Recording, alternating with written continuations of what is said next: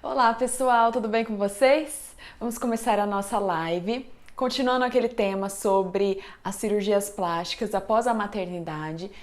Falamos já da diástase muscular, que é aquele afastamento muscular da região abdominal durante a gestação. Sejam todos muito bem-vindos, gente! Falamos do afastamento muscular, falamos da flacidez e sobra de pele na região abdominal. Falamos também sobre aquelas gordurinhas que ficaram mesmo após a gestação e a maternidade. E o nosso assunto de hoje são as cicatrizes cesarianas, que são muito comuns entre as mamães, principalmente aqui no Brasil, onde a cesariana é uma técnica de parto muito aceita. Seja porque a paciente não conseguiu evoluir para um parto normal, seja por alguma comorbidade, tanto da mãe quanto do bebê durante a gestação, e a principal indicação foi a cesariana, ou até mesmo por uma questão pessoal da própria mulher que optou pela cesariana como parto para ela e para o seu bebê. A cicatriz cesariana, antigamente, ela era realizada com uma cicatriz mediana infraumbilical. Então, ela era realizada aqui, gente. Ela ficava extremamente aparente. Não se eram coisas de muitos anos atrás, coisas de 50, 60 anos, quando se realizava uma cicatriz por aqui e não se levava muito em consideração o corpo da mulher e nem a sua vaidade. Graças a Deus, chegamos nas eras atuais em que isso sim é levado muito em consideração. A autoestima da mulher em relação ao seu corpo é algo muito importante, é algo que precisa sim ser pensado, mesmo durante a maternidade, mesmo durante o parto. Então, nós passamos a realizar uma cicatriz cesariana, bem pequenininha, ela tem cerca de 10 até 12 centímetros, localizada nessa região suprapúbica, que é a região mais inferior do abdômen. Então, ela fica bem escondida por biquínis, lingeries, ficando bem bonitinha. Na maioria dos casos, ela evoluiu muito bem. Muitas pacientes nem lembram mais dessa cicatriz, falam, nossa, realmente, minha cicatriz cesariana, ela ficou excelente, e usam até isso como parâmetro. Falam, não, doutor, eu nem me importo com a cicatriz, porque olha a minha cesariana como ela evolui bem. Então, eu tenho uma propensão a formar uma cicatriz muito boa. É uma cicatriz que a gente consegue se basear nela quando indicamos outras cirurgias que terão algumas outras cicatrizes. Por que ela é realizada nessa região? Para que o médico obstetra tenha acesso, então, a toda a cavidade pélvica e uterina para o nascimento do bebê.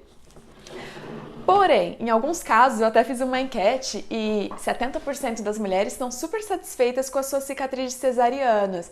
Porém, cerca de 30% das mulheres têm queixa sim em relação a essa cicatriz, e isso é um número muito alto. Muitas vezes essas mulheres não sabem que a solução pode ser mais simples do que elas imaginam. Então, eu vou falar de 3 tipos de cicatriz de cesariana que geram muito incômodo. A primeira, aquela cicatriz funda, retraída. A segunda, aquela cicatriz elevada. E a terceira, o pavor de todo mundo, que é aquela chamada de queloide, uma cicatriz queloidiana. Fiquem à vontade, todo mundo aí, viu, gente? Prazer recebê-los. A primeira que a gente vai falar é sobre a cicatriz funda, retraída. Geralmente, ela é uma cicatriz muito pouco móvel através da pele. A gente passa a mão na pele da paciente no local da cicatriz e percebe que ela não se movimenta, ela está totalmente aderida ao plano profundo, e ela também tem uma característica, ela é muito endurecida. Eu trouxe aqui uma imagem para vocês verem. Então, a cicatriz, ela fica bem funda, aderida aos planos profundos, aos planos musculares. Aqui uma paciente de perfil. E o que acontece quando essa cicatriz fica muito funda? Ela dá uma sensação de uma falsa barriga, tanto acima quanto abaixo dela. Pelo fato dela estar muito retraída no local, ela causa um abaulamento tanto anterior quanto posterior, dando essa sensação de uma falsa barriga. O que acontece? Quando o obstetra vai fazer então a cesariana, ele faz uma incisão e atravessa camadas até chegar na cavidade uterina. Quais são essas camadas? A primeira é a pele, que é a mais externa, mais superficial.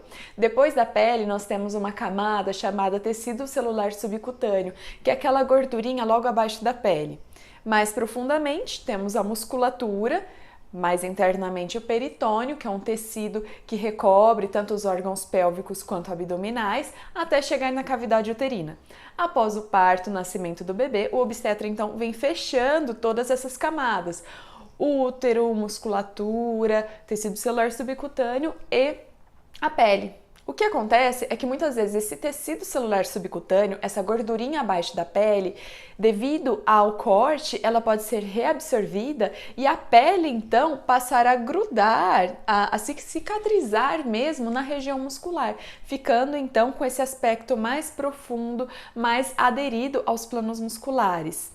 O tratamento ideal para esse tipo de cicatriz é uma confecção de uma nova cicatriz. Então, nós iremos retirar toda essa cicatriz nas mesmas medidas que elas foram realizadas anteriormente. Então, não tem como objetivo, quando nós vamos corrigir apenas a cicatriz, deixá-la maior, a não ser que a paciente queira aproveitar e tirar um pouquinho de pele da região abdominal inferior. Então, pode ser realizado essa correção de cicatriz com a retirada de pele. Mas no caso de apenas corrigir essa cicatriz, é realizado então um fuso de pele nessas dimensões dessa cicatriz.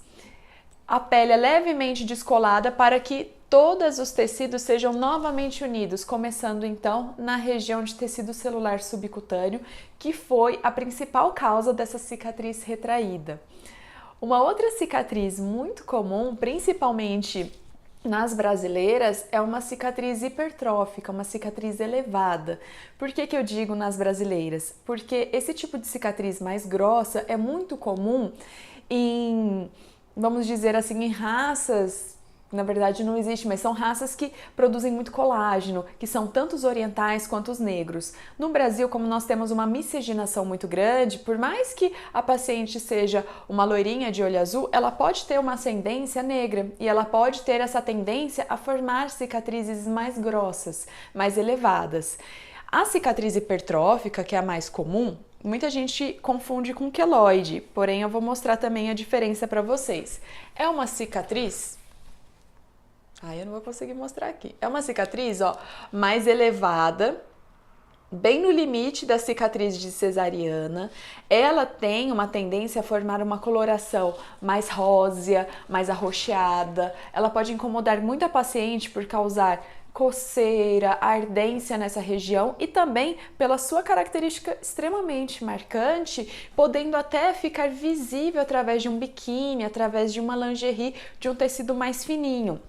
Essa cicatriz, quanto mais cedo nós começarmos o tratamento, melhores serão os resultados. Nós poderemos utilizar tanto pomadas com corticoide, quanto fitas adesivas que fazem uma compressão dessa cicatriz durante esses primeiros meses para que, com o passar do tempo, ela fique numa característica muito mais próxima ao restante da pele, tanto de coloração quanto de elevação. Agora, para pacientes sim, negros e orientais, e é o grande temor de muitas pessoas, são as cicatrizes queloidianas, são as cicatrizes de queloide, que elas são extremamente elevadas, perdendo totalmente o limite.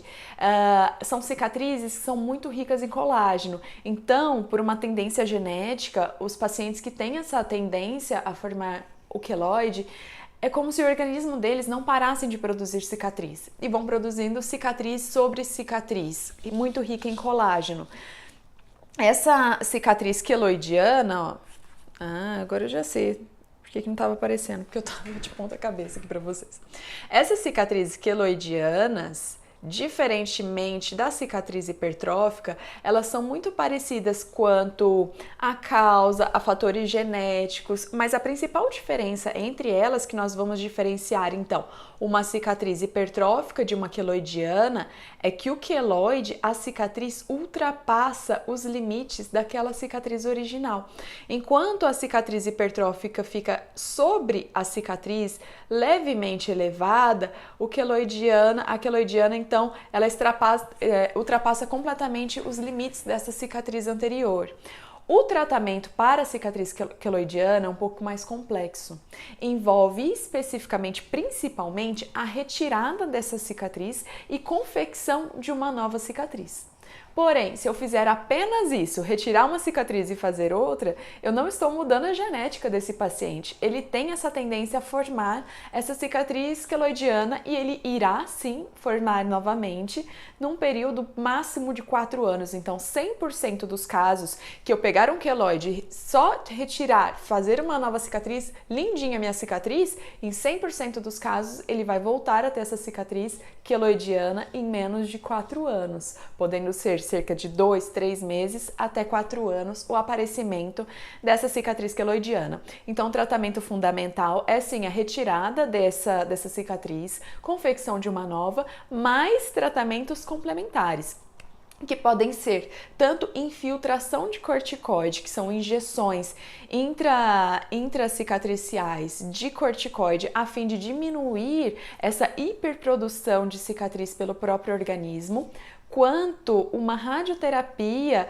na maioria dos casos a beta-terapia, que é um tipo específico de radioterapia, principalmente para essa correção de cicatrizes de queloide. Então, a cicatriz é retirada, nos próximos, no máximo 2 ou 3 dias, a paciente vai diariamente a um centro de radiologia para realizar esse tratamento complementar com a radioterapia superficial.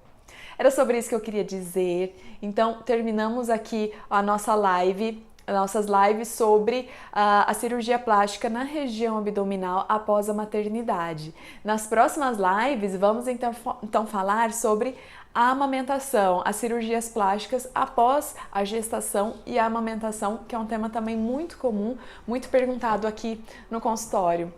Dúvidas, questionamentos, podem me mandar por direct que eu vou responder todo mundo, tá bom, gente? Beijão e até mais!